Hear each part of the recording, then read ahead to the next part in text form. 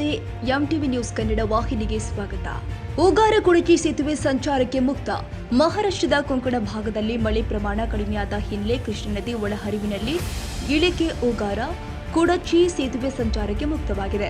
ಬೆಳಗಾವಿ ಜಿಲ್ಲೆಯ ರಾಯಭಾಗ ಹಾಗೂ ಕಾಗವಾಡ ತಾಲೂಕಿನ ಮಧ್ಯಭಾಗದಲ್ಲಿ ಇರುವಂತಹ ಉಗಾರ ಕುಡಚಿ ಸೇತುವೆ ಸಂಚಾರಕ್ಕೆ ಮುಕ್ತ.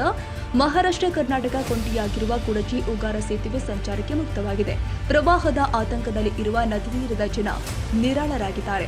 ಸದ್ಯ ಕೃಷ್ಣಾ ನದಿಗೆ ರಾಜಪುರ ಬ್ಯಾರೇಜಿನಿಂದ 94,833 ಕ್ಯೂಸೆಕ್ ನೀರು, ದೂಧಗಂಗಾ ನದಿಯಿಂದ 24,640 ಕ್ಯೂಸೆಕ್ ನೀರು, ಹೀಗೆ ಒಟ್ಟು ಕೃಷ್ಣಾ ನದಿಗೆ 1,10,473 ಕ್ಯೂಸೆಕ್ ನೀರು ಒಳಹರಿವಿದೆ.